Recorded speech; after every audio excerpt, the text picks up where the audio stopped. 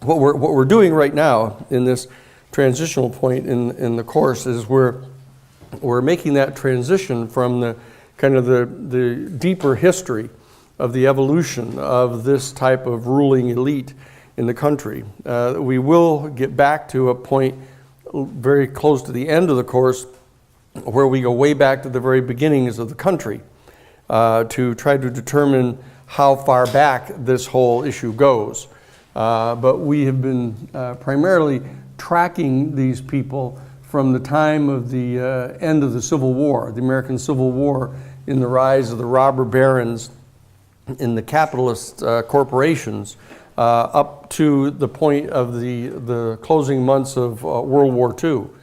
And as what I want to do is I want to focus on these activities again that are all being undertaken at the end of World War II, and then I want to come to focus on one of them, which is the creation of this Central Intelligence Agency, and I want to refocus our attention on what the actual objectives of this kind of ruling cabal had been, all the way from that period of 1868 to 1898, where they basically generated this period in American history where the American government was being the dog being wagged by the tail of this particular elite, and they were actually generating major foreign expeditionary forces going into Central America and the Caribbean and other places to attempt to establish imperial bases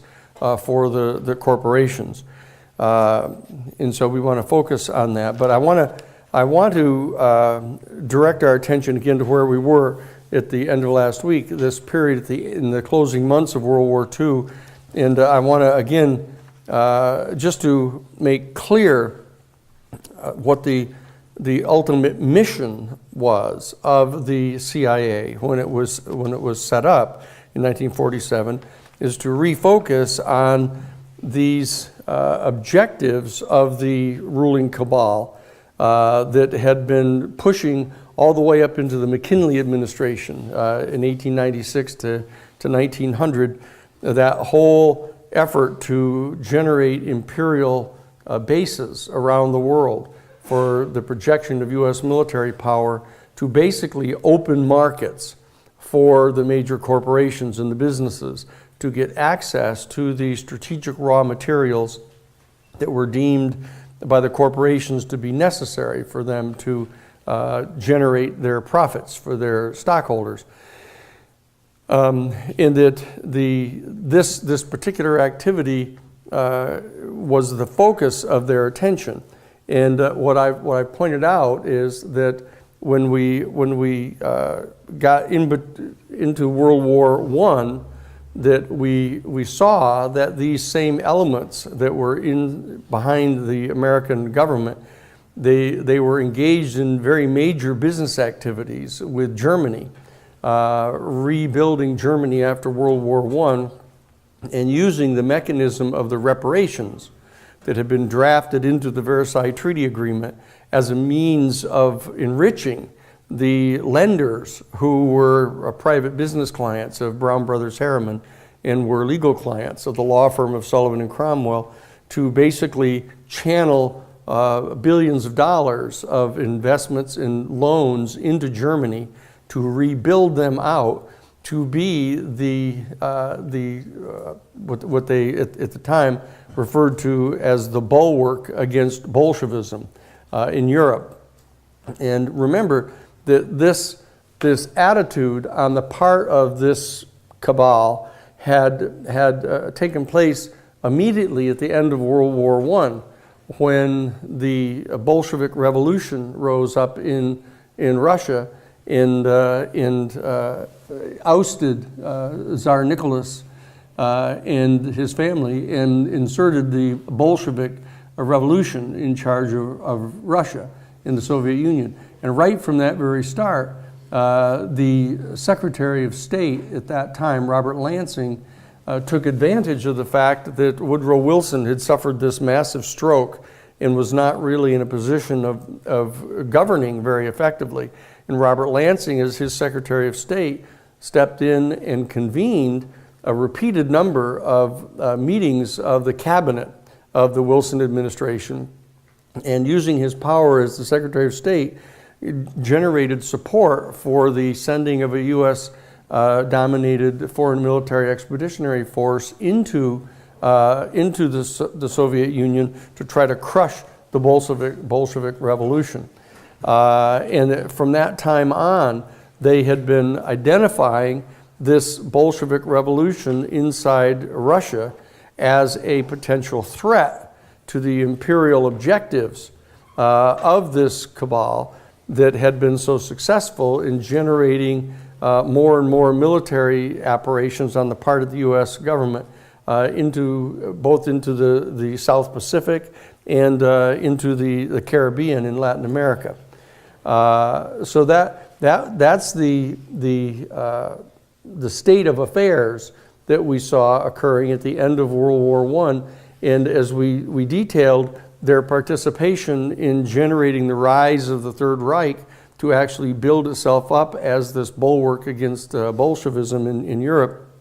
And even when they were caught doing this, after Germany had declared war on us, and the efforts were made on the part of a congressional committee to identify the criminal activities of these people, Allen Dulles, as the legal counsel for Brown Brothers Harriman and a senior partner in Sullivan and Cromwell, moved in and represented the individuals that were involved in owning these companies and things in Germany, and providing strategic war materials to them, even after they declared war on the U.S., that Allen Dulles exercised his power and authority from his position as legal counsel for Brown Brothers Harriman and a senior partner in Sullivan and Cromwell to conceal those assets, so that when the end of the war came, the end of the Second World War, they were still in positions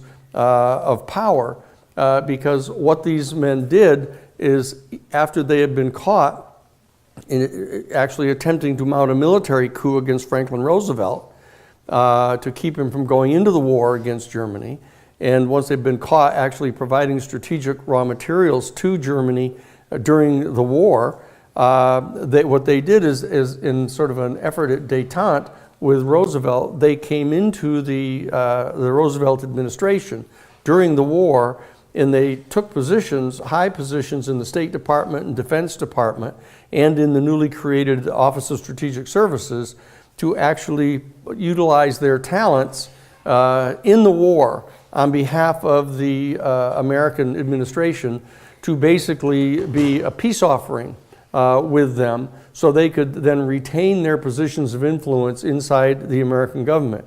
And as we closed our discussion last week, we were pointing out that the things that they had done from these strategic positions inside these various departments, one of the major ones was that they facilitated the actual escape from Europe of the major ranking officials in the Nazi government, as well as high-ranking SS military officials, and brought them down into South America, Argentina, Brazil, and Uruguay, and Paraguay, etc. And they established a base of operations there for the Fourth Reich, that they had a very clear vision that they were going to be establishing a Fourth Reich, and that they will agree that they had lost the effort to establish complete control over Europe, but they were going to now move their base of operations into South America and continue functioning. And the people that were behind this whole operation,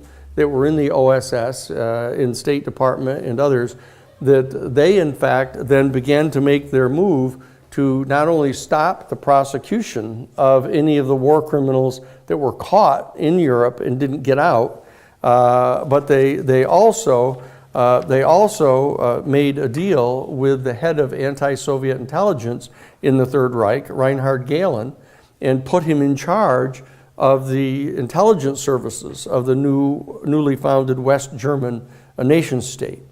And that it was from this position that they created. Yes. I'm a bit confused what the investors really had to gain by supporting the Nazi regime. Before or after the war? Well, I guess before and during, like what were they hoping to achieve? They were trying to allow Germany to establish its dominion over Europe to prevent the Soviet Union and socialism from actually gaining any foothold in Europe.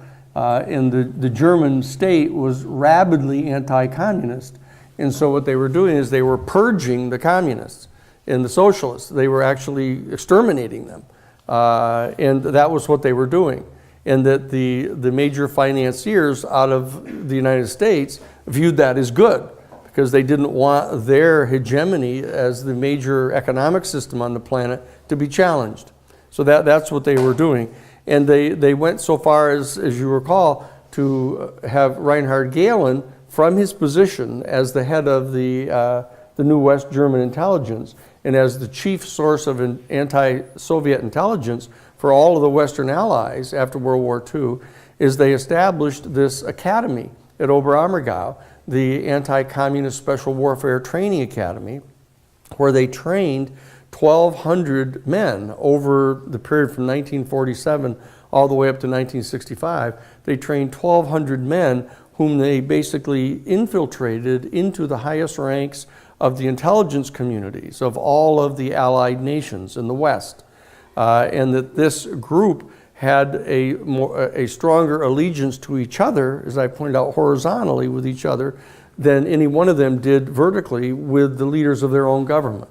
So that they had sort of a shadow government actually functioning inside the intelligence agencies, and that they therefore kept all of the Western intelligence agencies primarily, almost virtually exclusively, focused on anti-communism and eliminating not only communists and socialists, but labor organizers, democratic organizers, teachers, student groups, any groups that were attempting to establish an alternative source of power and authority inside any of those nation states to the major capitalist class that was in those nation states.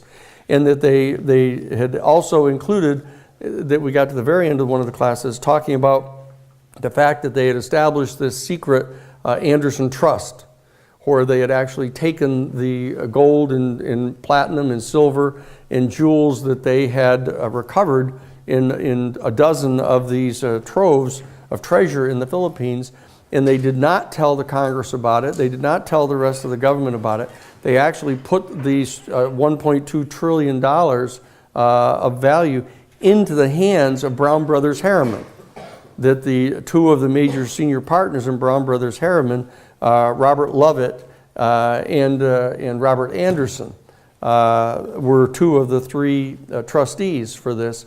And they used this $1.2 trillion to suppress any of the democratic socialist movements anywhere in Europe and in Japan, for that matter. So they used this base of operations in South America, in Argentina and Brazil primarily, but also in Uruguay and Paraguay and Chile. They used this as the base of operations for actually physically exterminating their opponents. That they had this project called Operation Condor that they used to assassinate their opponents, and it was based in the security department of Pemex, the Mexican National Oil Company, and that they set up this major heroin trafficking operation that I talked about out of the Golden Triangle in cooperation with the Mafia, who are also rabidly right-wing anti-communists from Italy and Sicily, that they worked with them to smuggle opium, transforming it into heroin, and bringing it into the United States through Havana, working with Batista, who was the fascist dictator in Cuba, along with Paul Halliwell, a full-time employee of the Central Intelligence Agency. And they were using a portion of the funds from this to supplement the Anderson Trust to actually finance the covert operations that they had going.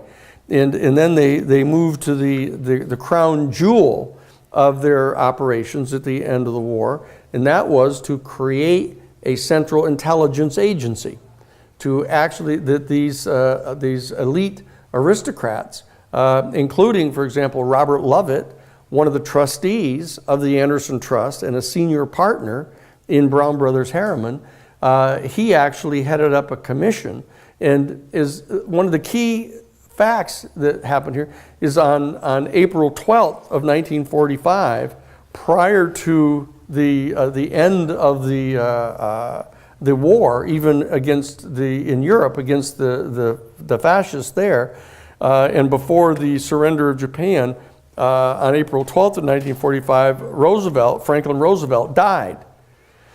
And he was just beginning his fourth term, and his theretofore a kind of ineffectual vice president, Harry Truman, ascended to the presidency and found himself very much at the mercy of all of the people in the OSS and the State Department and the Defense Department who were rapidly moving. One of the famous quotes they had is, as one of them said to Lovett, is to hell with Yalta. Now that Roosevelt is dead, whatever agreements that he made with Stalin and Churchill at the end of the war, to hell with those. And what they did is they began to manipulate Harry Truman into adopting this rabidly anti-communist perspective, and began to engage in a series of covert operations to try to assemble a major network in Europe, working with Reinhard Gehlen to attempt to neutralize any levels of effectiveness of the Russian government, the new Soviet government. And so that's what they were doing, and they went so far as to establish a domestic, privately funded intelligence organization that was made up of two separate private groups. One was called the Foreign Intelligence Digest out of Dallas, and another one was called the Field Operations Intelligence. And they were two different units that were funded by H.L. Hunt and William Pauley, and a fellow named Charles Willoughby, who was the G2, or Chief of Intelligence, for Douglas MacArthur in the Philippines. And so we'd gotten to the point of my pointing out to you that the two major commissions that were recommending the creation of a new Central Intelligence Agency, one of them was the Lovett Commission, chaired by Robert Lovett, this senior partner of Brown Brothers Harriman, and the other one was the Doolittle Commission, the principal de facto chairman of which was this guy William D. Pauley.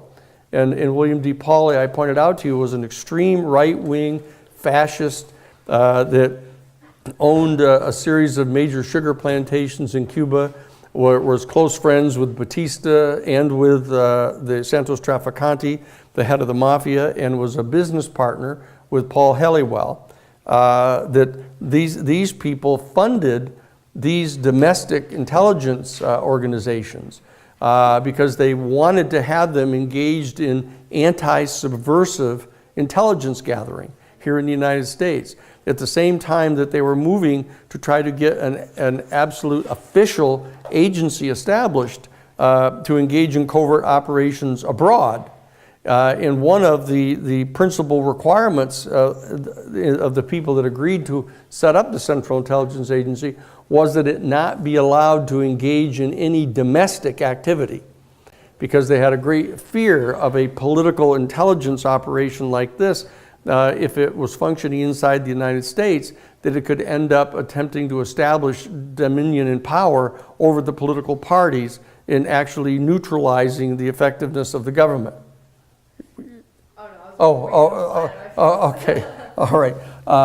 So this was the situation that we saw obtaining in the United States when they made this move to create the Central Intelligence Agency, in that you had Robert Lovett and William Pauley and all of these people inside the OSS, Wild Bill Donovan, the head of Donovan Leisure, a law firm, you had the Sullivan and Cromwell, you had Dillon Reed, you had Brown Brothers Harriman, you had all of these little nests where these people, as part of this cabal, were entrenched. They were all lobbying like mad against Truman to get Truman to approve the creation of this Central Intelligence Agency. And they succeeded in doing so in 1947. And there was a specific National Security Council directive, the 5412, National Security Council Resolution 5412 authorized this new Central Intelligence Agency to, in addition to its intelligence gathering and intelligence analysis, it authorized them to undertake specific operations that were from time to time authorized by the National Security Council. And it was clear that this was intended from the beginning of the Eisenhower administration, at least, if not under Truman. Truman was very leery of having them have any kind of covert operations authority. But the fact is that by the time Eisenhower was elected in 1952, which was just 5 years after the agency started, that Eisenhower very clearly understood that this agency was going to be engaging in covert intelligence operations and paramilitary operations against not only the Soviet Union and any of its agents, but engaged in covert operations against any groups that were subversive to the governments that they had established around the world that were anti-communist and pro-fascist and pro-capitalist. In fact, they used to consistently refer to these governments that they were putting in place as those that were friendly to the capitalist economic system. So that this was very clearly the agenda. And in virtually all of the documents that you see, the recommendations of Lovett and Pauley and the others, that it was very clearly perceived as an effort to defend the capitalist economic system, of which, of course, they were some of the principal beneficiaries of that particular economic system.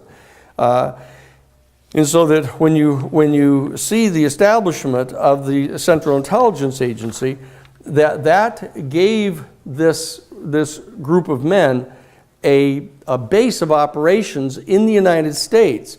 Even though they weren't allowed to function inside the United States, what it did is it established an agency that could work directly with the fascists that were in South America as allies.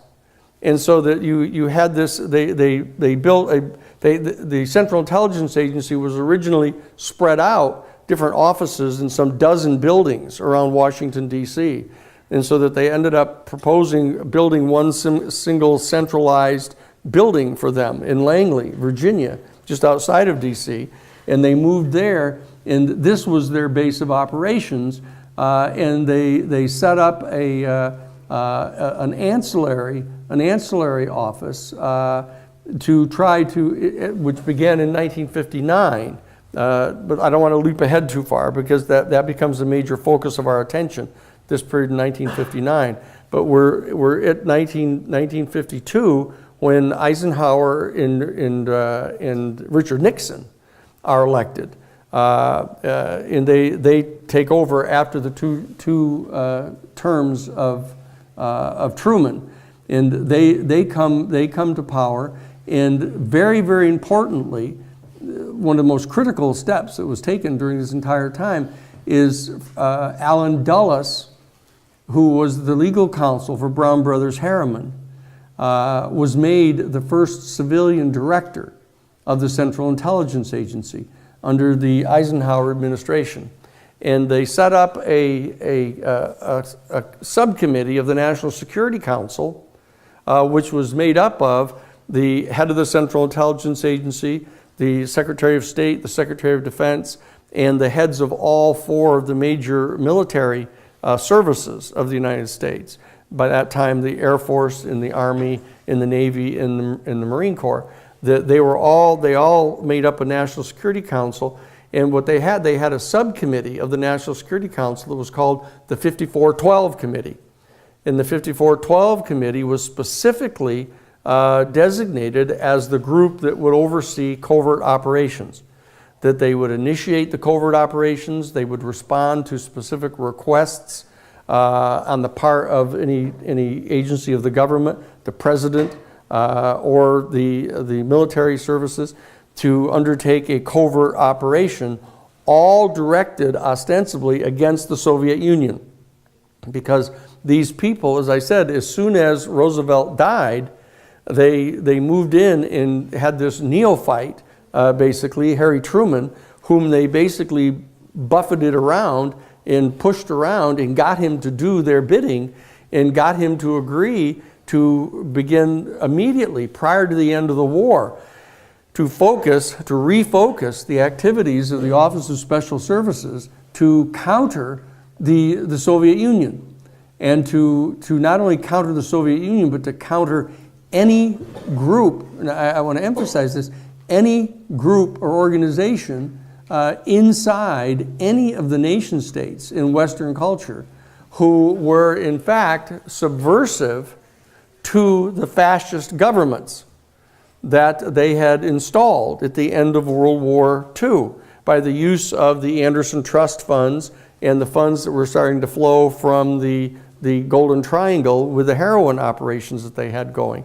Now, the challenge to this analysis is the fact that so many people think this is so heinous and so criminal and so infected with what they call scienter, or specific evil intent, that people find it hard to believe that it could have been going on and they didn't know about it. Well, the answer to that is that people did know about it. The people that were inside the government administrations in both the Democratic and Republican Party did know about this. But the challenge was that they all agreed with it. They all agreed that what we should do is protect the capitalist system against the Soviet Union and their socialist or communist system. And when after the United States invaded Russia in 1918, and immediately after World War II began these kind of aggressive operations against them, that the Soviet Union engaged in the very tragic activity of falling under the control of Stalin and replaced regular Marxism and Marxist-Leninism with Stalinism. And so what they did is they infected the entire socialist movement with kind of an imperial, authoritarian dimension in the Soviet Union. And what that did is it allowed propaganda to be designed by this cabal in the United States and in the West to start focusing upon those type of authoritarian activities and imperialist activities that were being fostered and promoted by Stalin and Beria and the other people that they had in that administration.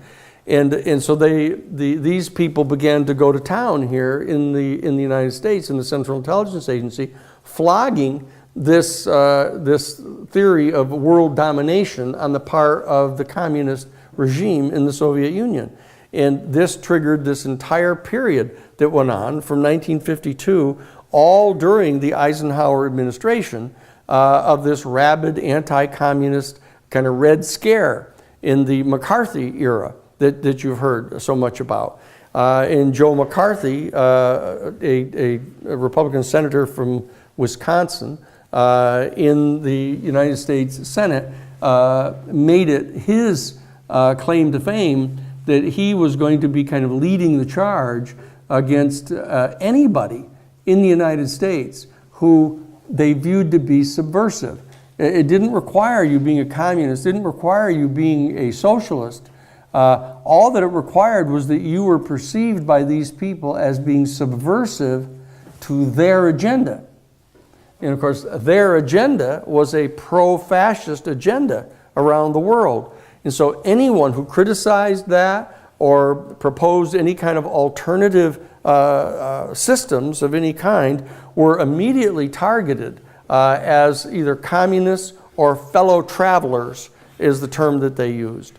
And the Federal Bureau of Investigation set up an entire division inside the FBI called Division 5, the 5 Squad, as they're referred to, hunting down people in the United States that were viewed to be subversive. And they would monitor the books you checked out in the libraries. They would wiretap telephones. They would follow people around. They would infiltrate student organizations and faculty organizations. They would infiltrate labor unions, any other social group, the feminist groups that were advocating, increased rights for women, increased rights for black citizens. They would infiltrate all of these organizations, and they didn't stop at simply monitoring their activities to try to determine whether or not they were subversive to the fascist agenda. What they would actually do is they would infiltrate into these organizations agents provocateurs. They would actually infiltrate them, and they would get inside and start cajoling these organizations to try to engage in some type of a criminal activity. And then if they could ever persuade even one or two of the people inside such an organization to do that, they would then drop this prosecutorial tent on the whole organization, and they would deem it to be a subversive organization, and then the Attorney General would put them on this list. They called the ADEX list, the Administrative Index, which was that this was a subversive organization. And they would tar everybody up with that brush, and they would keep you from being employed in civilian private businesses. They'd keep you from, of course, having any kind of position in the government. And that they would keep you from getting any kind of a post at a university, a teaching position, or anything. And it was a terrible period in the United States that went on during this McCarthy era. It went on virtually during the entire period of the Eisenhower administration.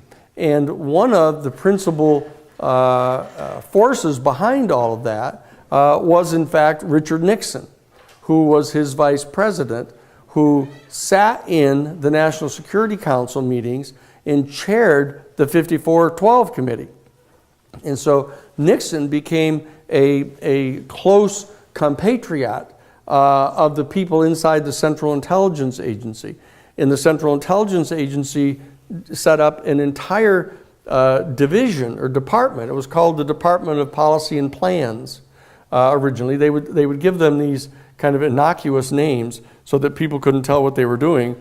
And there was the Operations Directorate of the Office of Policy and Plans was the actual covert arm that they had going. And so what I wanted to do is I wanted to make clear to you what this organization was intended right from the very beginning to do. And it had morphed all the way from being a group designed to protect the Western world against communist aggression or Soviet-specific imperial aggression, and it had morphed very quickly into an organization that was designed to identify and suppress anybody who was subversive to the fascist objectives of the capitalist cabal that actually was running the United States and running these governments that had been set up after World War II with funding from the Anderson Trust. And they were engaged in an absolute partnership with the Mafia that was involved in helping to transport the opium from Southeast Asia, from the Golden Triangle to the Corsican Mafia and into Havana, to the point where J. Edgar Hoover, who was the head of the FBI, would adamantly insist that there was no such thing as the Mafia. That he was just adamant that there was no such thing as the Mafia. And he would spend 90% of their time hunting subversives inside the United States who were subversive to the imperial capitalist ambitions of the people who were running the government. and would not, in fact, prosecute any of these people that were engaged in massive heroin smuggling, gambling casinos, prostitution around the country, setting up bribing systems for judges and legislators and things around the country, so that you had this period in the United States from basically the end of the World War II, all during the Eisenhower administration, with Richard Nixon sitting in the catbird seat of the 5412 committee, in which they were basically a criminal enterprise. That they were engaging in heroin smuggling, they were protecting the mafia that was engaged in a whole series of criminal activities, and they would not, in fact, prosecute the mafia, because if they did, the mafia could blow the whistle on them and say that, oh, you can't prosecute us because we're helping transport your heroin, which you're using to secretly finance your war against Mao in China, by providing money and equipment to the Kuomintang, the Chinese nationalists under Chiang Kai-shek. So that there was this extraordinarily bizarre period in American history from 1952 up to 1959, this 7 years of the 8 years of the Eisenhower-Nixon administration. And what I want to do is I want to focus now on a series of events that began to happen at the height of that type of activity that was going on by the administration.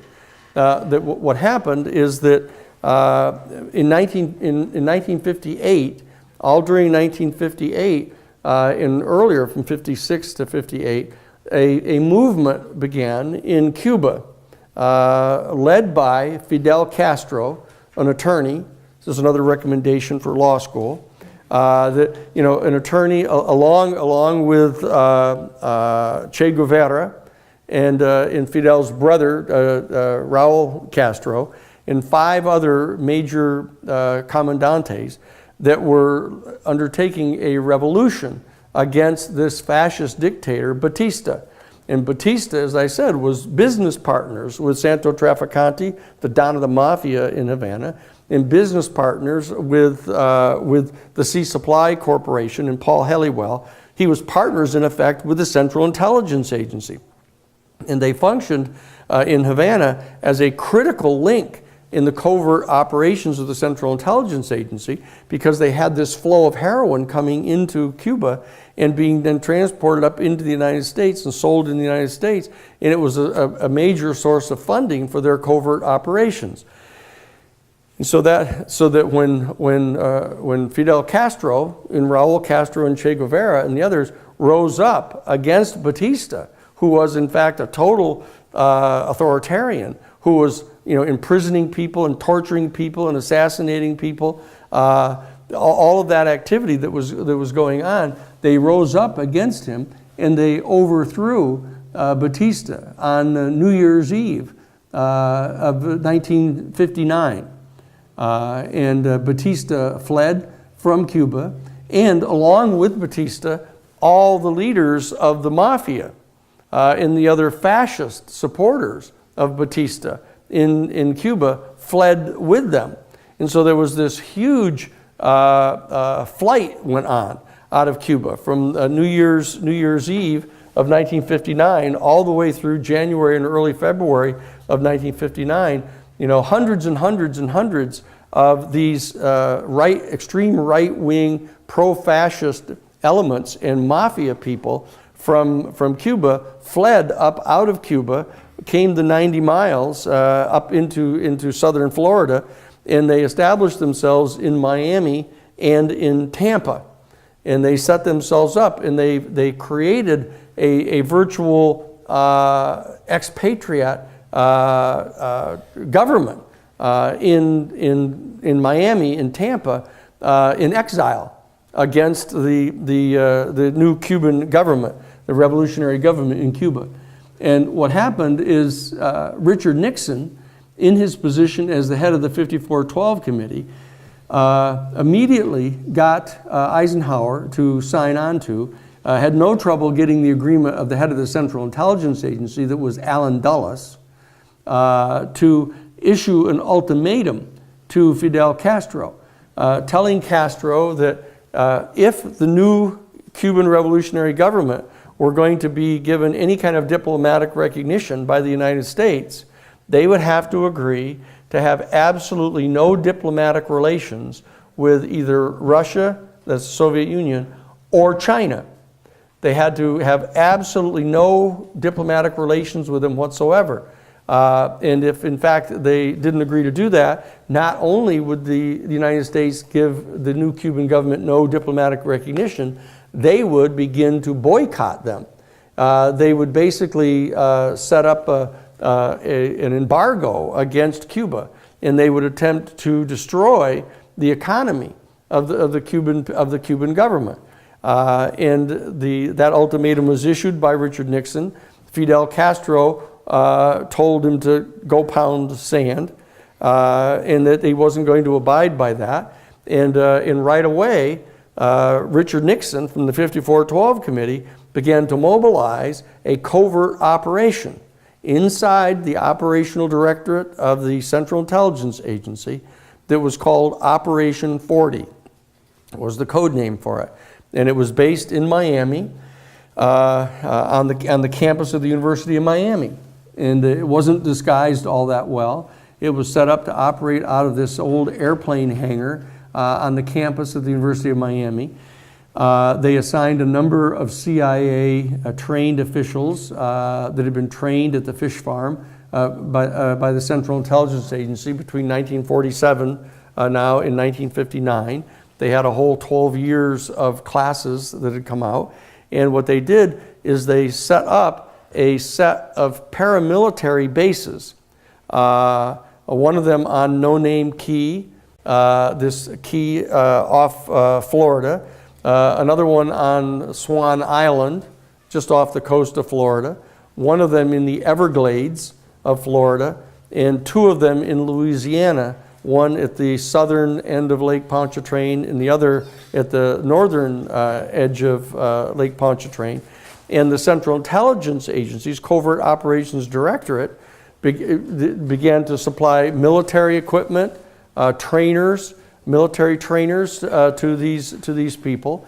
And all through the latter half of 1959 and into the first half of 1960, this one-year period, this Operation 40 began to function against the new Cuban revolutionary government. And what happened then is Richard Nixon threw his hat into the ring to be the new president, the nominee of the Republican Party, because Eisenhower had his two four-year terms from 1952 to 1956 and from 1956 to 1960. And the constitutional amendment had been passed limiting presidents to 2 terms, which in fact didn't exist before that. And as you saw, that Franklin Delano Roosevelt was elected to 4 terms, and they got the constitutional amendment passed limiting the president to 2 terms. And so Eisenhower, at the end of his 2 terms, had to leave office in 1960. So Richard Nixon announced his candidacy for the Republican nomination. And there was a major contest going on in the Democratic Party for the Democratic Party nomination. Adlai Stevenson was competing for the nomination. He had lost twice to Eisenhower.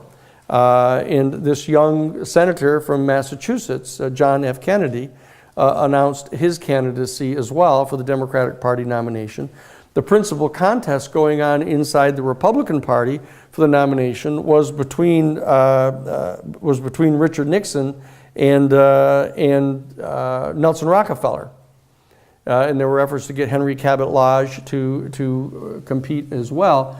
So that this activity was going on throughout the first half of 1960, during which Operation 40 was in full swing, going against the island of Cuba. And what the CIA did is, out of that base of Operation 40 on the campus of the University of Miami, they were recruiting right-wing, pro-fascist Cuban exiles that had fled from Cuba and members of the Mafia. And that they were Mafia people, Mafia gunmen, extreme right-wing Cuban exiles, and a number of all Cuban organizations began to form. The 506 Brigade, the 2506 Brigade, they had about a half a dozen of these rabidly anti-communist, pro-fascist, kind of authoritarian private organizations sprung up all around Miami and Tampa. And they were ripe recruiting grounds for Operation 40. And so Operation 40 had like over 1,000 people working for it. And they were engaged in these paramilitary strikes against the island of Cuba from these 5 paramilitary bases, each one of which had a CIA liaison officer working directly with them, training them and helping to supply the military equipment, helping to make plans for them, etc., and actually going on missions with them in some instances.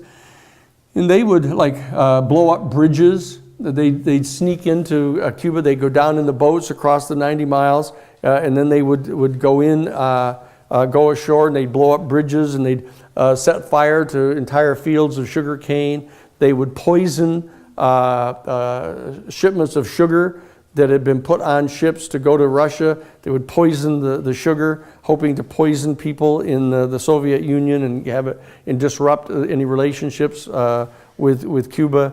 So this whole operation had been going on for the better part of a year, from the middle of 1959, after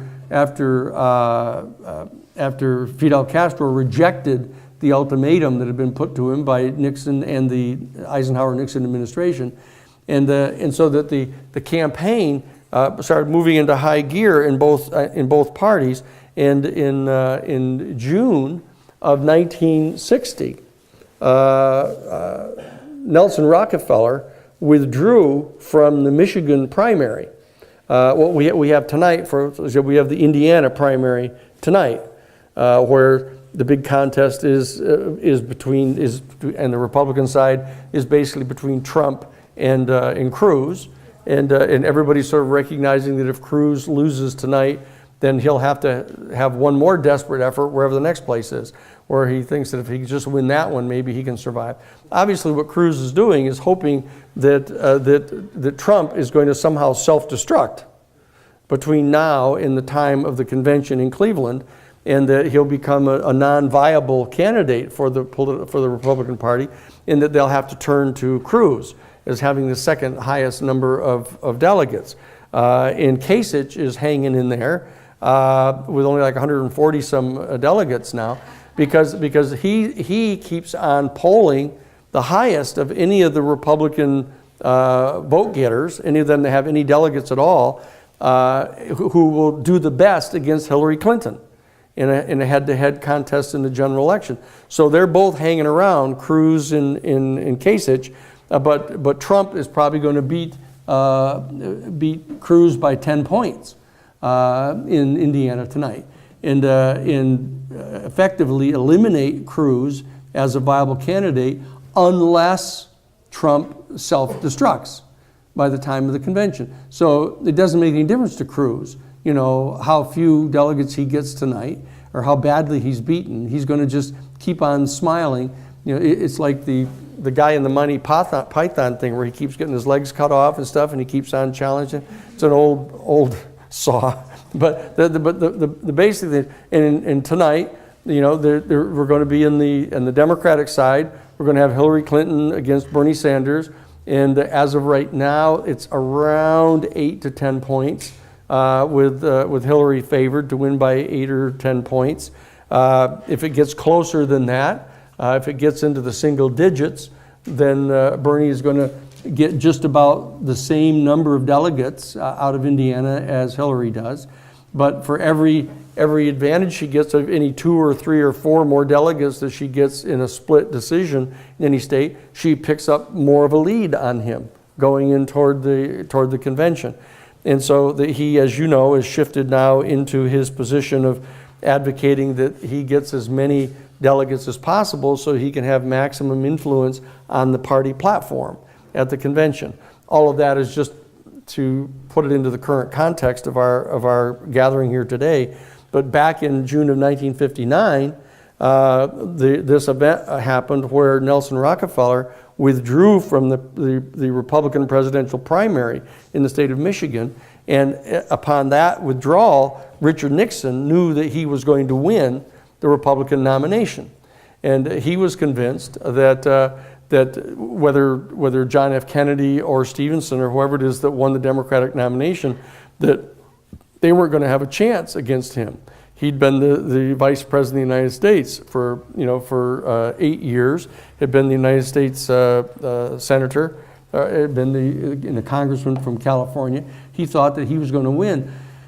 So what he did is he reached out in a secure telephone conversation in June through the NSC, a 5412 committee. He contacted Howard Hughes, who had become a classified resource person for the National Security Council following his invention of the spruce goose. There's this big long thing, you can look it up. But anyway, he was this rather brilliant guy and a major adventurous aviator, and he designed and built the prototype of the C-5A cargo plane called the Spruce Goose, this gigantic cargo plane made out of spruce wood. And he showed that this gigantic, almost like ocean liner sized airplane could actually fly. And he flew it, and the people were all telling him he was crazy. This was before he was crazy. And so he got fed up with them all and basically gave them the finger and walked off the public stage, which he was quite prominent on, not unlike Donald Trump. He was a big bravado guy that bought a studio in Hollywood and married Hollywood actresses and cruised around in Las Vegas and did all these crazy things. And he got so upset at the way the media treated him over his designing and building of this C-5A cargo plane that he basically left the public eye, and he became a secret resource for the National Security Council. And he created this company called the SUMA Corporation, in which he built technology for the National Security Council to undertake covert operations, one of which was the Glomar Explorer, that was a huge ocean-going vessel that was capable of reaching all the way down to the bottom of the ocean in picking up a damaged Russian submarine if one happened to occur, and that they could recover the Russian submarine and bring it aboard and then get at all the secret technology in the Soviet submarine, and a number of other major covert operations, the sensitivity of which was extraordinary, I will tell you, because I've become aware of what some of them were that he was doing with him, but it doesn't do you any good to know those things right now. But the bottom line is he had developed this extraordinarily sensitive position with the National Security Council. And so what happened is Richard Nixon, in June of 1960, after realizing that he was going to become the nominee for the Republican Party, he gets on the secret telephone and he contacts Howard Hughes on his version of the telephone and tells Howard Hughes that Richard Nixon wants to have an assassination team put together. And he wants Howard Hughes to do this so that it will keep it away from the president, referring to himself. He began to refer to himself as the president in the third person, much like Donald Trump refers to himself as Donald Trump. And so he said that I want to have this assassination team put together, and I want to keep it away from the president. And I want the team to assassinate Fidel Castro, Raul Castro, Che Guevara, and the other 5 comandantes of the new Cuban revolutionary government. But I don't want to hear anything more about it. And in the telephone call, Howard Hughes did not agree to do this or disagree with him. He just listened to him. And after hanging up, Howard Hughes then calls in to his office in Las Vegas. It was, I think, it was either the Sands Hotel. I think he had the whole top floor. He bought the Sands Hotel, and he was living in the top floor of the big penthouse suites. And he called Robert Mayhew, one of his new young lawyers, in, and told Mayhew that the president getting ready to be president, Richard Nixon, which they all assumed was going to happen, that he was going to get elected, wants to have us put together this assassination team and wants to have it kept away from the White House. And so I'm tasking you with getting this done. And so Bob Mayhew, the lawyer for Howard Hughes, reached out there in Las Vegas to Johnny Roselli. And Johnny Roselli was the bagman in Las Vegas to the Flamingo Hotel and another couple of them that the mob owned there. And he was the bagman for Sam Giancana. Sam Giancana was the Don of the Mafia in Chicago, second in power only to Santos Trafficante, who was the Don in Havana that sat astride this heroin trafficking that they had going on for the CIA and themselves. And so Johnny Roselli, after a second meeting with Bob Mayhew, this one out in California at the Brown Derby, actually, where they met, and then they had a secret meeting, and Sam Giancana was contacted by Bob Mayhew and his bagman, Johnny Roselli, and they came from California, and they went to Chicago, and they sat down with Sam Giancana, Bob Mayhew, and Johnny Roselli, and they pitched this proposal to him from the president. They kept referring to Nixon as. And Sam Giancana stated that he was not opposed in principle to doing this because as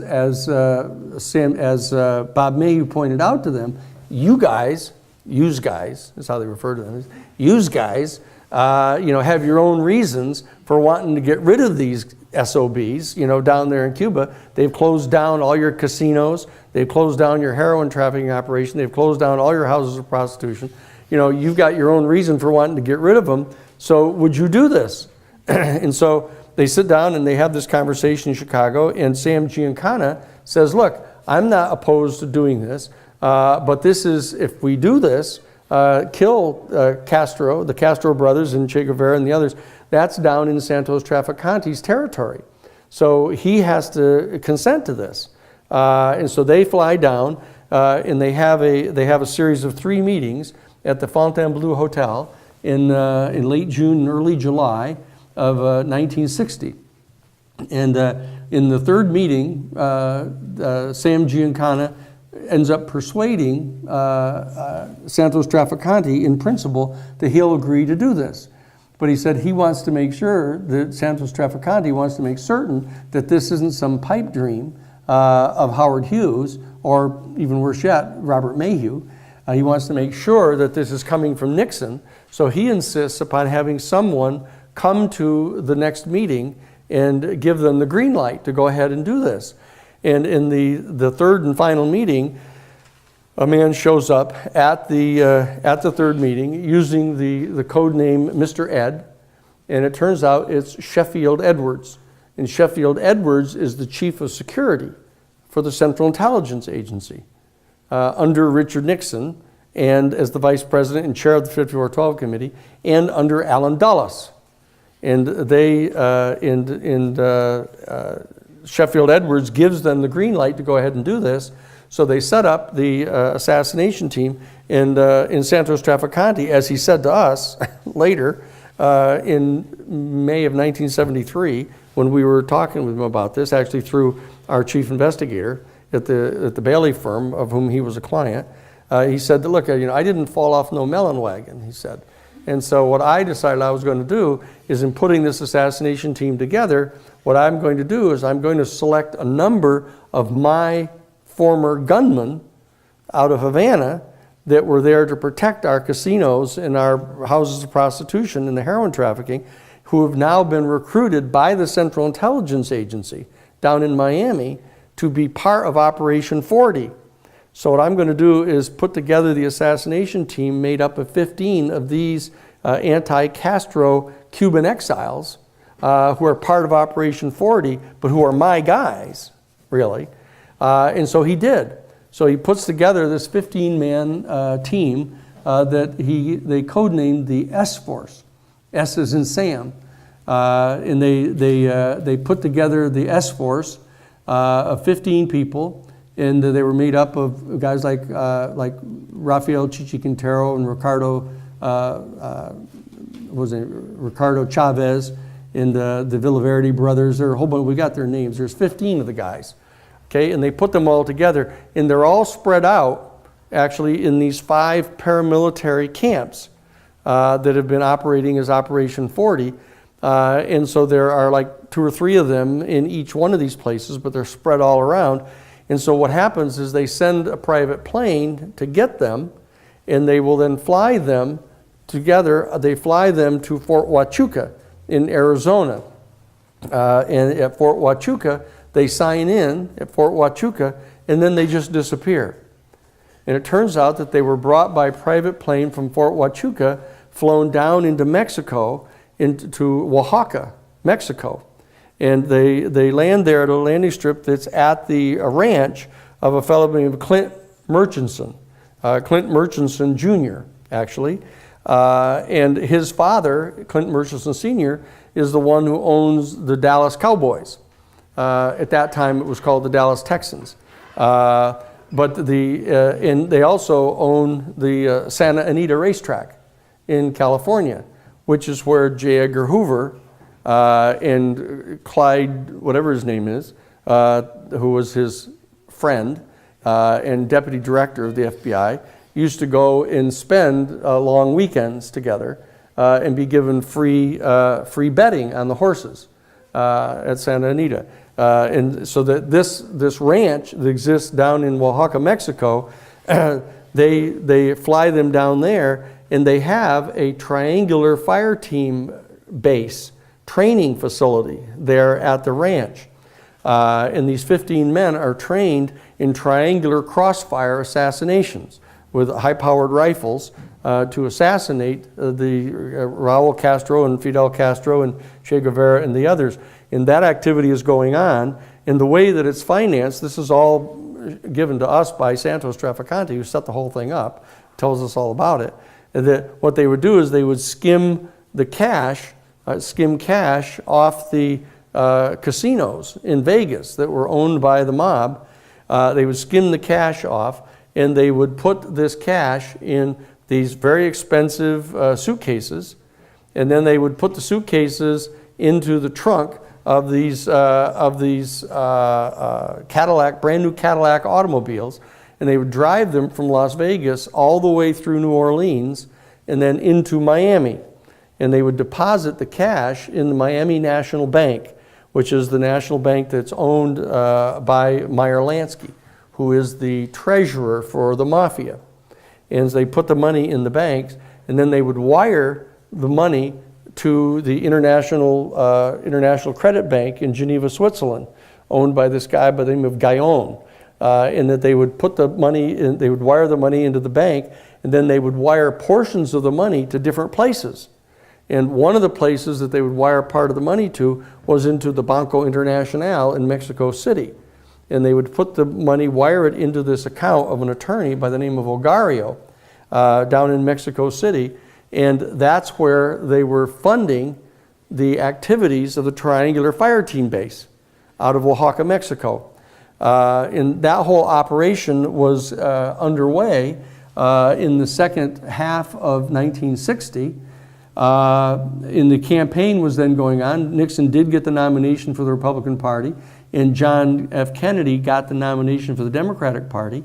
And they went on into the fall, into October, and then they had the television debates, the now famous 2 debates, the first ever televised presidential debates in American history.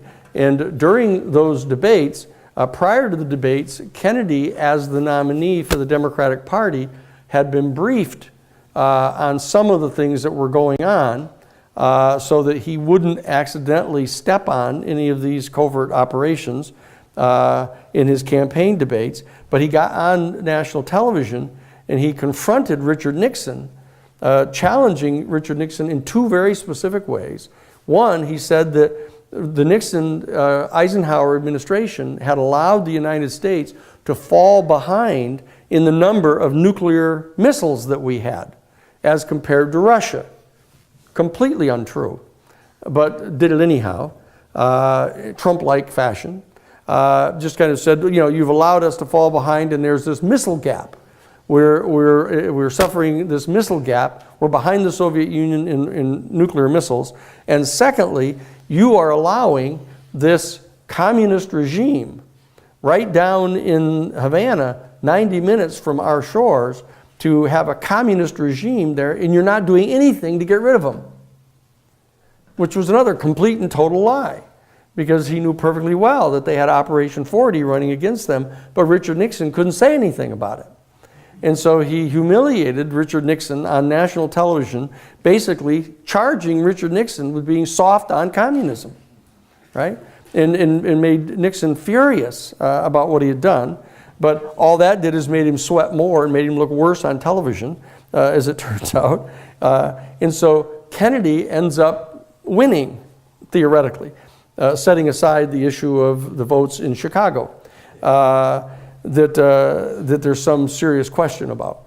But the bottom line is that Kennedy ends up beating Richard Nixon by the smallest margin, one of the smallest margins in American political presidential history. And then ascends to the presidency.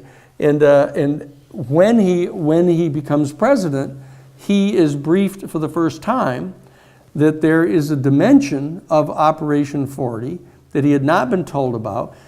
And that was that there was a plan afoot that as soon as Richard Nixon was to have been elected president, he was going to authorize the Central Intelligence Agency and the anti-Castro Cuban exiles that were manning these 5 paramilitary bases in southeastern United States.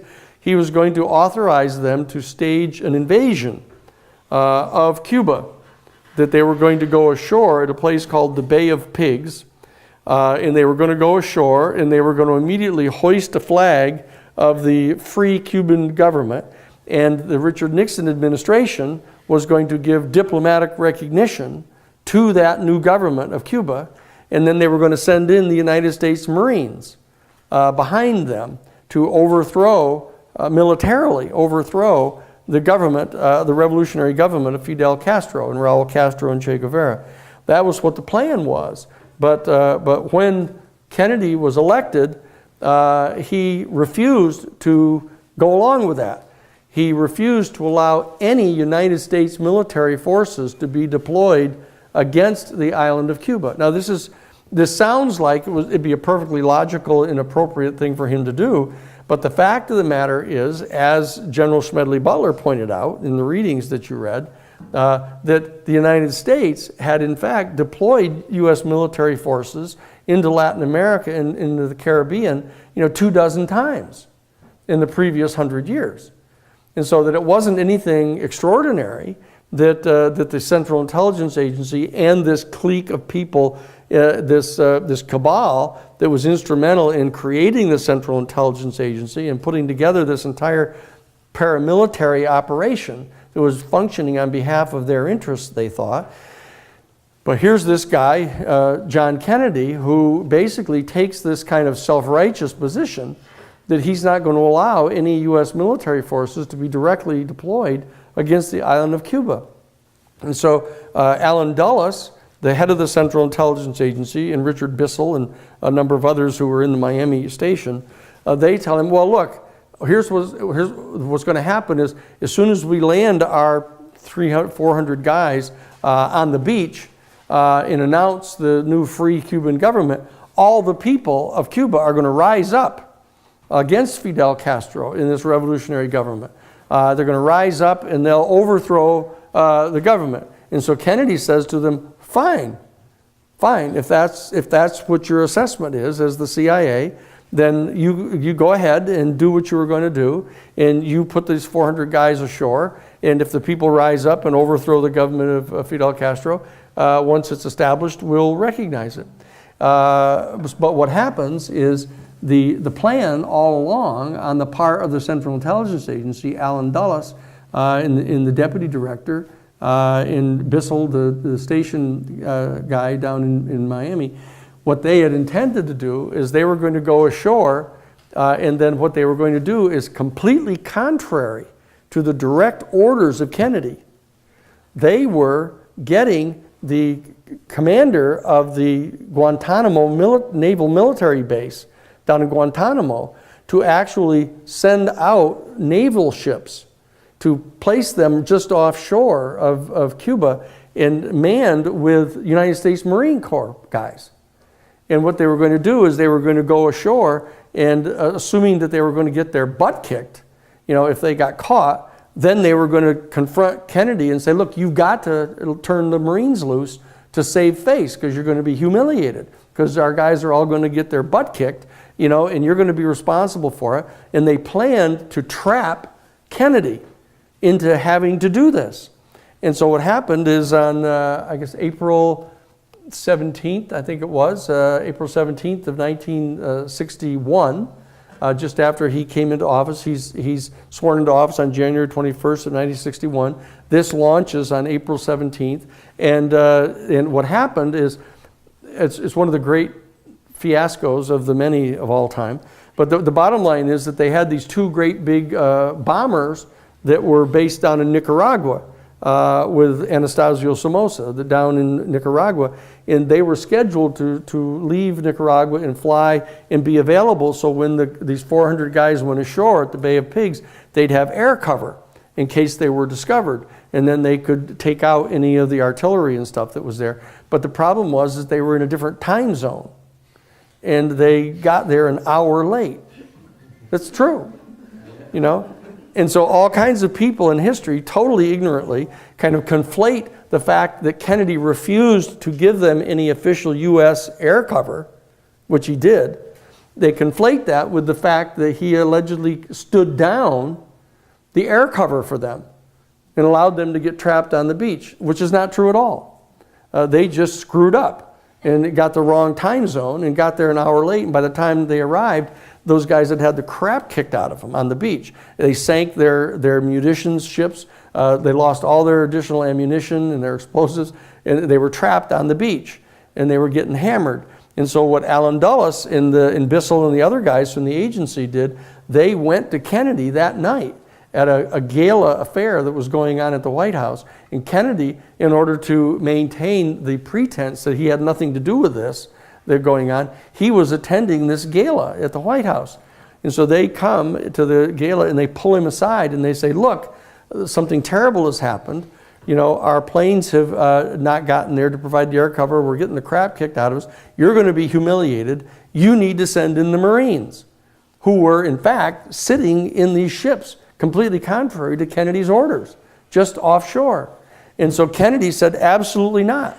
I told you that I wasn't going to do this. You're not going to get away with this. You're not going to extort me into having to do something I told you I wasn't going to do. And so he absolutely refuses to allow the Marines to be sent ashore.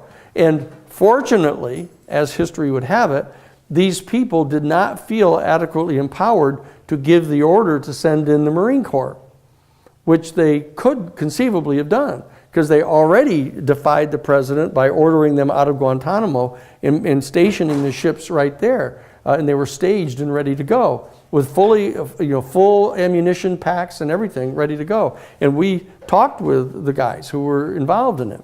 And so Kennedy stands them down, and the guys all get trapped on the beach. And Kennedy and everybody is humiliated. They're all taken, like almost half of them were killed. And the other 200 guys or something were taken captive by Fidel, marched them into Havana and imprisoned them. And Khrushchev went ape and started ranting about how the United States was an imperial power. Dog bites man. The United States is an imperial power, and they've tried to invade Cuba, and the president is incompetent. And it was a big humiliating event that took place. And Kennedy came forward and held a public press conference accepting responsibility for the failure and apologized to Khrushchev and gave Khrushchev his personal word of honor that he would stand down any further paramilitary operations against the island of Cuba, which was a big fat lie. He did not do that. All he did is change the code name from Operation 40 to Operation Mongoose, and then bolstered the number of people that were at the base. They called the code name was for JM Wave.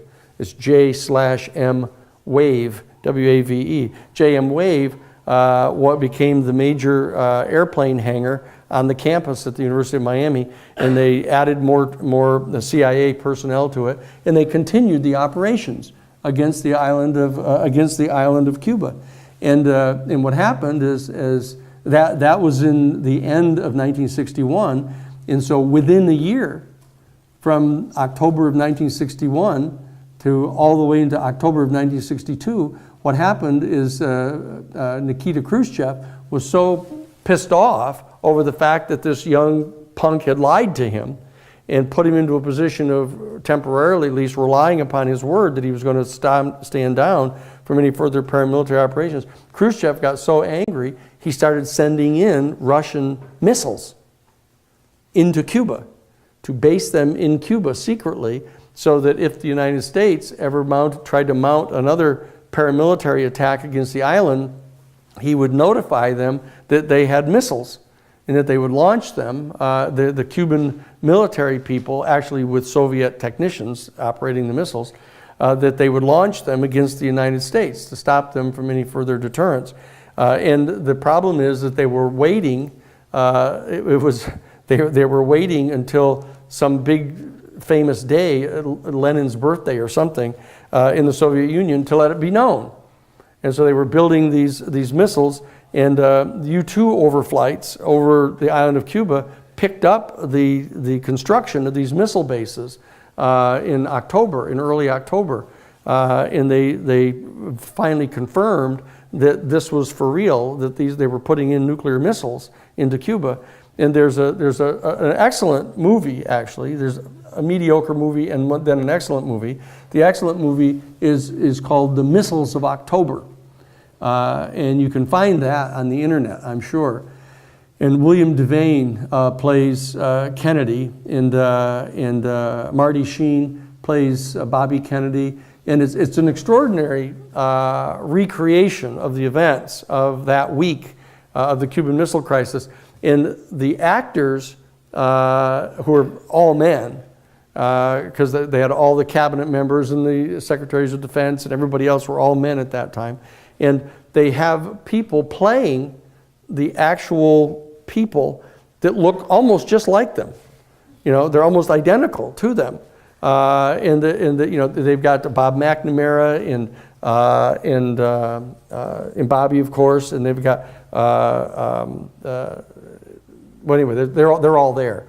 And it's well worth seeing. I mean, if you want to see the dramatic account of what was going on, but the most important event of that week, and I've talked to you about this before, but it bears repeating, is that I think it was on October 18th, the night of October 18th, during that day, Kennedy had issued an ultimatum, a publicly expressed ultimatum to Khrushchev, saying that he was drawing a line along a particular line of latitude between the island of Cuba and the open sea of the Atlantic. And if any additional Russian ships crossed that line of latitude bearing any missiles on their way to Cuba, that a technical state of war would exist between the United States and the Soviet Union. And that night of October 18th, a Russian ship bearing missiles did in fact approach the line and cross the line. And what happened is Curtis LeMay, who was not the head of the Joint Chiefs of Staff, that was General Lemonster, but the Air Force Chief of Staff, Curtis LeMay, mobilized the United States Air Force, and I've told you this before, and ordered the American B-52s bearing nuclear payloads to the fail-safe points all around the outside borders of the Soviet Union, and ordered a U-2 overflight of the Soviet Union, which is the last signal that they're going to launch an attack. Because what that U-2 missile, U-2 overflight does is locates all of the missile silos and broadcasts that information to the B-52s so they can put in their final targeting objectives. And so, and Curtis LeMay ordered all of the United States military forces to DEFCON 2, which is the stage just below a shooting war. And he did all of that without the authorization of President Kennedy. And then they convened the Joint Chiefs of Staff, and they all voted unanimously because of the defiance of the order from Kennedy that they not be allowed to cross the line, and because Kennedy had publicly announced that if they crossed the line, we would be in a technical state of war. They actually conducted themselves as trained military people, that they trained themselves to say that we were in a state of war. And so they voted unanimously to launch a full-scale military strike against the island of Cuba, with full realization that it would result in the launching of nuclear missiles against the United States, which is what Curtis LeMay wanted, as it turns out. Because Curtis LeMay was convinced, and I've told you this before, Curtis LeMay said that, you know, if in fact we have the nuclear war and they launch everything they've got and we launch everything we've got, if at the end we have two men standing and they have only one, we win. That's his famous quote, you know. And so when they voted to go to a full-scale military invasion of the island of Cuba, Kenny O'Donnell, the chief of staff for John Kennedy, came to Kennedy and told him what they had done. And Kennedy said, "I will not be the man that does this." And he ordered them all to stand down from DEFCON 2, and he ordered them all to stand down, and he ordered them to remove the U.S. missiles from Turkey, which were part of a demand that was being made by Khrushchev as a condition for them withdrawing the missiles from Cuba. And there was this really famous incident that occurred where the offer that was made by Khrushchev asking them to remove the missiles from Turkey, and he would consider removing the missiles from Cuba. When that letter got sent to the U.S. by teletype, all of our people were considering it because it was nighttime in Russia, and it was daytime here, and they were evaluating this when they received a stronger position from Khrushchev, withdrawing his offer and taking this extremely militant, aggressive stand. And you'll see it if you do see the missiles of October, you'll see that what happened is Bobby Kennedy said they were trying to figure out what to do because it was quite clear that the hardliners inside the Kremlin had somehow gotten at Khrushchev and forced him to withdraw his more conciliatory offer and came up with this kind of hard-nosed set of demands. And so what Bobby Kennedy recommended is that they just ignore the second message.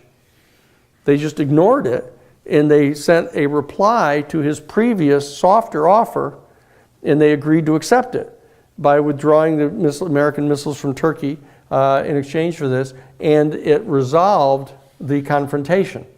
And so they all breathed a sigh of relief. They stood back, but if all it would have required is Kennedy giving a nod of his head, and the U.S. Joint Chiefs of Staff were ready to launch a full-scale invasion against Cuba and launch a nuclear war with the Soviet Union.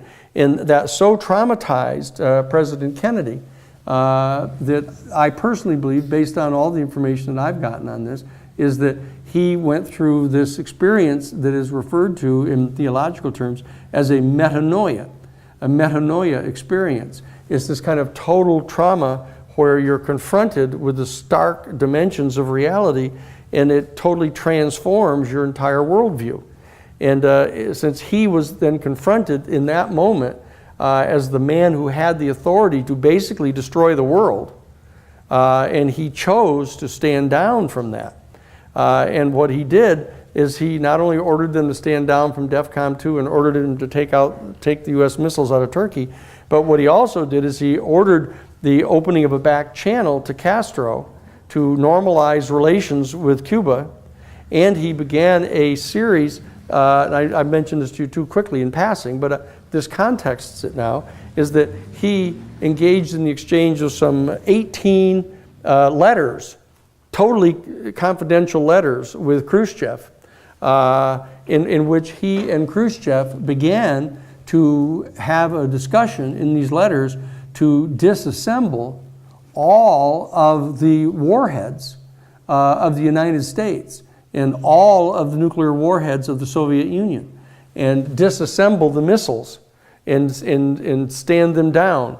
And in those letters, Kennedy was proposing, and Khrushchev had accepted, to have Pope John the 23rd be the broker of this agreement, that he would be the one to make certain that the Soviet Union complied with this and that the United States complied with it. And then immediately followed, that was all completely secret that was going on. But what Kennedy did is he then ordered all 5 of the paramilitary bases that were being coordinated by the Central Intelligence Agency, now under the secret rubric of Operation Mongoose. He ordered all of them to stand down and totally prohibited any further paramilitary operations against the island of Cuba, which he had professed to have ordered earlier after the Bay of Pigs. But now he did the genuine article, and he ordered them to stand down from paramilitary operations, and he ordered them to disassemble those bases. And what happened, and that is in late October. This whole process went on during November, where he was having these negotiations with Khrushchev, and then he ordered them to stand down. And the paramilitary base that was on No Name Key, that was under the command of CIA officer Frank Sturgis, that he in fact mounted up his anti-Castro Cuban exiles and launched an attack against the island of Cuba in complete defiance of President Kennedy, and in fact sank a Russian ship sitting in the harbor, in Havana Harbor. And it was a terrible experience. It was a horrendously dangerous situation, because Khrushchev, having been lied to by Kennedy once before, was now in a position of having gone to those great lengths of carrying on these secret, intimate negotiations with Kennedy. And then it gave the appearance of the fact that Kennedy had not been capable of standing down his own military people. And so Kennedy, Bobby and John mounted a major paramilitary operation against No Name Key. And they sent in 5 helicopter gunships manned by United States Marshals, because Kennedy didn't trust the CIA, didn't trust the military, because they were all part of this group that wanted to have this war.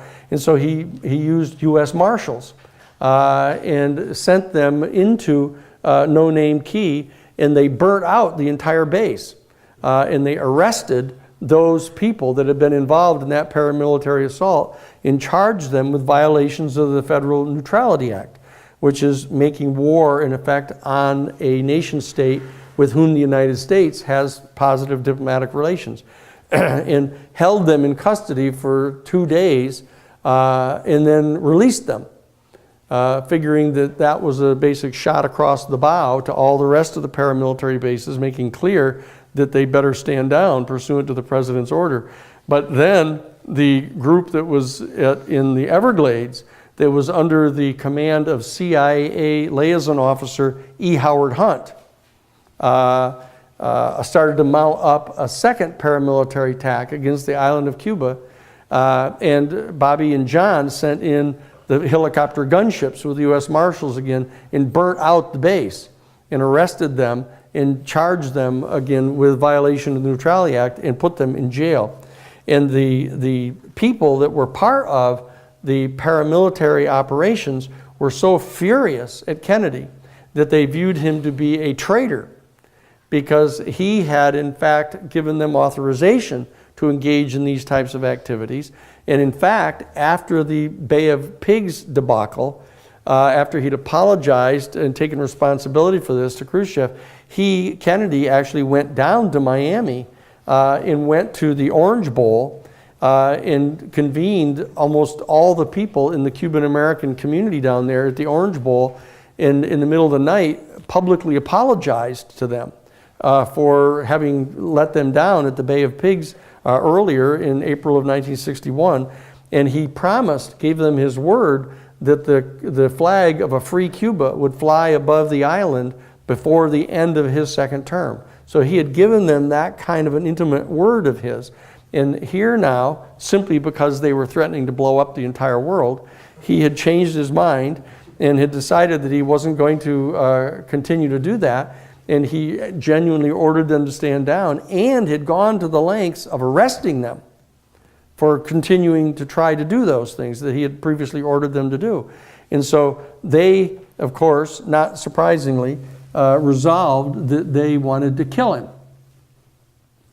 Okay, and so that brings us to the end of our this presentation, and it leaves us 15 minutes of additional time, because I'm going to try to be better here in the second half and not talk for the entire period of time, and give you guys a chance to ask some questions. But let me quickly give you some leads on this.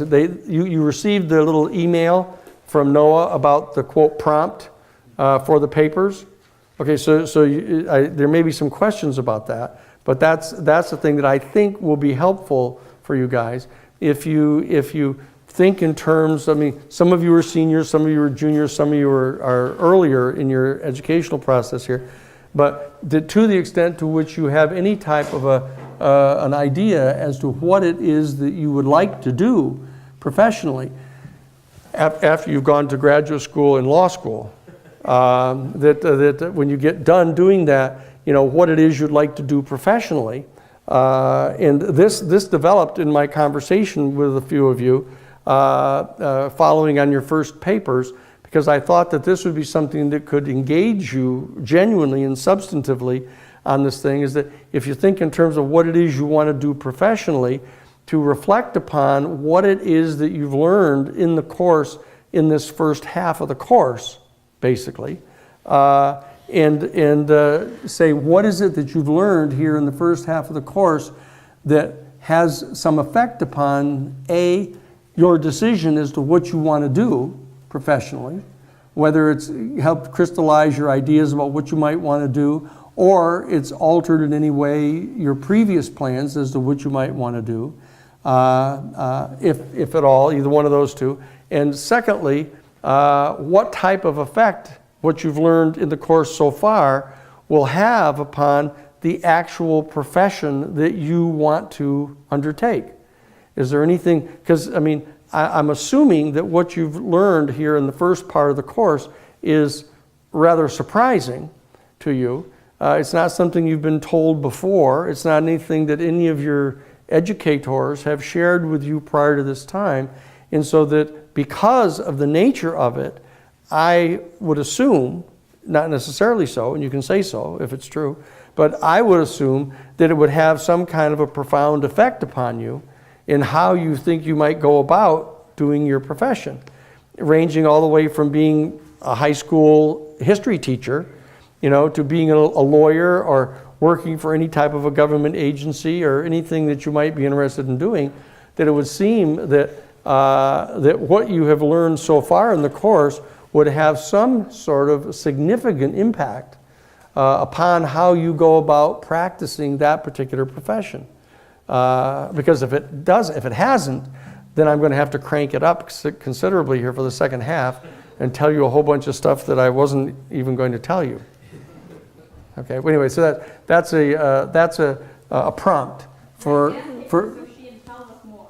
No, you've gotten a good deal of the information, and what we're going to do, following up on all of this, is that we're going to proceed through from this decision on the part of these S-Force people that they'd want to kill the president, into unfolding what it is that happened in the more current part of history, having to do with the assassination of the president and the investigation of it, in the hearings that the United States Congress held as a result of that about the criminal activities of the CIA and this cabal behind it. We'll get to all of that, but I want us to kind of take a view at this part of this point in the course to focus on this paper that would help you in your kind of planning your additional educational process in your profession. Okay, so now, what are some really interesting and stimulating questions that you guys have got about all this? Well, so this is getting a little bit off topic, but Well, that's not a good introduction for but we'll go with it. This has absolutely nothing to do with what we're talking about, but okay. So you were talking about how Nixon, like one of the things I think of is like associated with Nixon is like the start of the war on drugs, and you're saying that he, was involved in like heroin smuggling Yes. in the country. Yeah. So I'm wondering what your opinion about like the goal of the war on drugs was. It's a variation on your first question, right? What in the world would they be doing something like this for? The answer to that is, I'll give you this story that we were talking about the other day, that what happened is later on in history, there was an investigation that was mounted by the United States executive branch, the Justice Department, looking into these accusations that the Mafia was skimming cash off the casinos in Vegas that belonged to them, and that they were using this cash for certain types of criminal activities. They weren't sure what the full scale of that was, so there was a 5-agency interagency task force that was assigned to investigate this, and it was codenamed Operation Croupier. Croupier being the person who skims all the chips and everything off the table and takes all the money. So it was codenamed Operation Croupier. It was headed up by a fellow in the Justice Department by the name of Michael Sheehan. And they began this investigation. That's how they found out about how they were skimming the money, and they were putting it in these Cadillac cars and driving it around. And I got told all about this by Carl Schlaffer. Carl Schlaffer was the head of the Organized Crime Strike Force in Washington, D.C., and was the head of the team that actually arrested everybody in the Watergate Hotel. That was he. And he was telling me all about this investigation, and they followed all this money around, and they got down to the Miami National Bank. They tracked it to the International Credit Bank in Geneva, Switzerland. And one of the lines of money coming out of these accounts was going to this strange account, other than the Ogario account. This was an account that was in the name of a man by the name of Lucien Conein. And it turns out that Lucien Conein was coincidentally inside the DEA. And not coincidentally, it turned out that he was an assassin. And he was the guy that actually led the team that assassinated Ngo Dinh Diem in Vietnam back in November of 1963. But so Lucien Conein was the head of this 5-man group inside the DEA, all of whom were professional assassins that were part of the Operation Phoenix in South Vietnam. And so Michael Sheehan looked at this and he said, "Holy shit, what is this? What is this operation inside the DEA?" And it turns out that it was an assassination squad. And what they were doing is they were assassinating the competitors of the cocaine cartel that was being used to help finance covert operations for Operation Condor. And so now you know what the war on drugs was about. The war on drugs was to suppress the competitors of the line of drug smuggling that was going on that was financing their covert operations. Okay. Anything more? We've still got like 6 whole minutes. How do you think this particular part about like during the week of the Mr. President would have gone if Nixon would have been elected in Oh, if Nixon had been elected, he would have sent in the United States Marines to invade Cuba, and they would have gone in, and they would have been able to apply enough military force to topple the government there. They would have put in a new puppet government like Batista, and all of the previous organizing that had been done by Fidel Castro and everyone else would still be in place. And then there would have been a protracted process by means of which they would have overthrown the new government that was put in there by the United States, because it would have been a replay of Batista. They would have reinstigated the heroin trafficking. They would have reopened the casinos and the houses of prostitution. They would have done all of that. And it may have set back this whole process by another 10, 15 years. But then it would have replayed itself back out again. Because they weren't going to, one of the things that they haven't seemed to learn the lesson of is you cannot go into a foreign country and occupy it and do it successfully. You know, the people are going to organize and mobilize, and they're going to throw your ass out. You know, and you can bring in as many military people and garrisons and stuff as you want, but the fact of the matter is the people are not going to allow that to happen. You know, and there's enough people around the world that will participate and be supportive of what the Cuban people were going to do, is that they would have thrown them out of there. So in my opinion, it would have just set back the clock maybe 10 years, maybe 15, and then it would have replayed itself all out again. Yeah. Cruz just dropped out. Cruz did? Yeah. Oh, because he's getting wiped out today, It's right? like 52 to 36. Yeah, okay, good. Well, goodbye, Cruz. Goodbye. There he goes. Such a sweetheart. Such a charmer. You know, it's going to break a lot of hearts, him and his wife's. So anyway, so there goes Cruz. How are they doing on the? Have they gotten? What are the numbers coming in on Bernie and Hillary? So with 55.9% reporting, Sanders 52%, Clinton 47%. Not bad so far. Not bad so far. But it's only 55%. Big cities are not in yet. Probably not. We'll see. Okay, so let's. Pardon? But a lot of big cities lean Bernie, don't they? Yes. Yep. Okay. So anyway, you're all excused. So you can go home now and follow the numbers. Okay. And then I'll see you guys on Thursday. Okay. Danny, is Ted Cruz's dad in that picture? We're not sure yet. We got to check it out. That were involved in owning these companies and things in Germany, and providing strategic war materials to them, even after they declared war on the U.S., that Allen Dulles exercised his power and authority from his position as legal counsel for Brown Brothers Harriman and a senior partner in Sullivan and Cromwell to conceal those assets, so that when the end of the war came, the end of the Second World War, they were still in positions of power, because what these men did is, after they had been caught in actually attempting to mount a military coup against Franklin Roosevelt to keep him from going into the war against Germany, and once they'd been caught actually providing strategic raw materials to Germany during the war, what they did is in sort of an effort at détente with Roosevelt, they came into the Roosevelt administration during the war, and they took positions, high positions in the State Department and Defense Department and in the newly created Office of Strategic Services to actually utilize their talents in the war on behalf of the American administration to basically be a peace offering with them, so they could then retain their positions of influence inside the American government.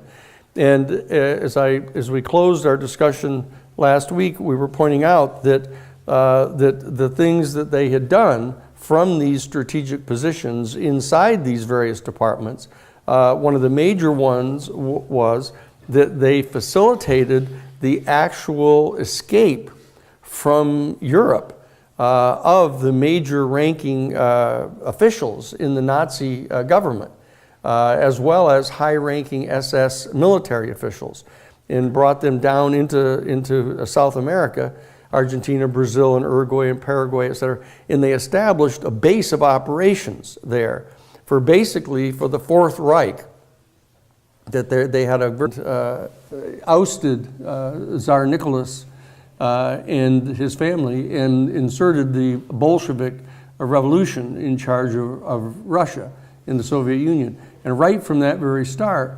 the Secretary of State at that time, Robert Lansing, took advantage of the fact that Woodrow Wilson had suffered this massive stroke and was not really in a position of governing very effectively.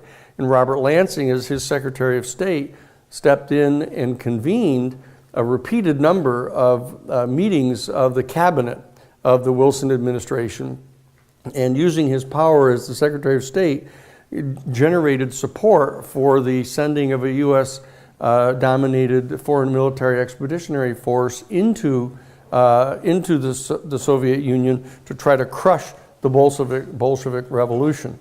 And from that time on, they had been identifying this Bolshevik revolution inside Russia as a potential threat to the imperial objectives of this cabal that had been so successful in generating more and more military operations on the part of the U.S. government both into the South Pacific and into the Caribbean and Latin America. So that's the state of affairs that we saw occurring at the end of World War I. And as we detailed, their participation in generating the rise of the Third Reich to actually build itself up as this bulwark against Bolshevism in Europe. And even when they were caught doing this, after Germany had declared war on us, and the efforts were made on the part of a congressional committee to identify the criminal activities of these people, Allen Dulles, as the legal counsel for Brown Brothers Harriman and a senior partner in Sullivan and Cromwell, moved in and represented the individuals.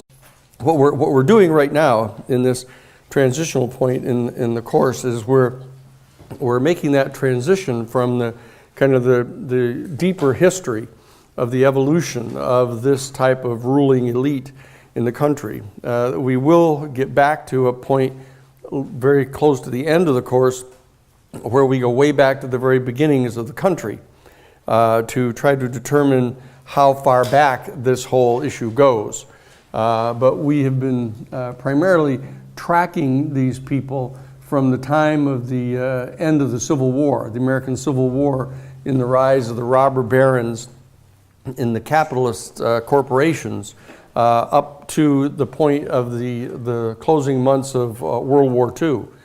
And as what I want to do is I want to focus on these activities again that are all being undertaken at the end of World War II, and then I want to come to focus on one of them, which is the creation of this Central Intelligence Agency, and I want to refocus our attention on what the actual objectives of this kind of ruling cabal had been, all the way from that period of 1868 to 1898, where they basically generated this period in American history where the American government was being the dog being wagged by the tail of this particular elite, and they were actually generating major foreign expeditionary forces going into Central America and the Caribbean and other places to attempt to establish imperial bases for the corporations. And so we want to focus on that. But I want to direct our attention again to where we were at the end of last week, this period in the closing months of World War II. And I want to, again, just to make clear what the ultimate mission was of the CIA when it was set up in 1947, is to refocus on these objectives of the ruling cabal that had been pushing all the way up into the McKinley administration in 1896 to 1900, that whole effort to generate imperial bases around the world for the projection of U.S. military power to basically open markets for the major corporations and the businesses to get access to the strategic raw materials that were deemed by the corporations to be necessary for them to generate their profits for their stockholders. In that this particular activity was the focus of their attention. And what I pointed out is that when we got into World War I, that we saw that these same elements that were behind the American government, they were engaged in very major business activities with Germany, rebuilding Germany after World War I, and using the mechanism of the reparations that had been drafted into the Versailles Treaty Agreement as a means of enriching the lenders who were private business clients of Brown Brothers Harriman and were legal clients of the law firm of Sullivan and Cromwell, to basically channel billions of dollars of investments and loans into Germany to rebuild them out to be what they at the time referred to as the bulwark against Bolshevism in Europe. And remember that this attitude on the part of this cabal had taken place immediately at the end of World War I, when the Bolshevik Revolution rose up in Russia in very clear vision that they were going to be establishing a Fourth Reich, and that they will agree that they had lost the effort to establish complete control over Europe, but they were going to now move their base of operations into South America and continue functioning. And the people that were behind this whole operation, that were in the OSS, in State Department and others, that they in fact then began to make their move to not only stop the prosecution of any of the war criminals that were caught in Europe and didn't get out, but they also made a deal with the head of anti-Soviet intelligence in the Third Reich, Reinhard Gehlen, and put him in charge of the intelligence services of the newly founded West German nation state.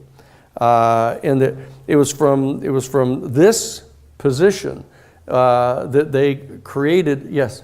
I'm a bit confused what the investors really had to gain by supporting the Nazi regime. Before or after the war? Well, I guess before and during, like what were they hoping to achieve? They were trying to allow Germany to establish its dominion over Europe to prevent the Soviet Union and socialism from actually gaining any foothold in Europe. And the German state was rabidly anti-communist. And so what they were doing is they were purging the communists and the socialists. They were actually exterminating them. And that was what they were doing. And that the major financiers out of the United States viewed that as good, because they didn't want their hegemony as the major economic system on the planet to be challenged. So that's what they were doing. And they went so far as you recall, to have Reinhard Gehlen, from his position as the head of the new West German intelligence and as the chief source of anti-Soviet intelligence for all of the Western allies after World War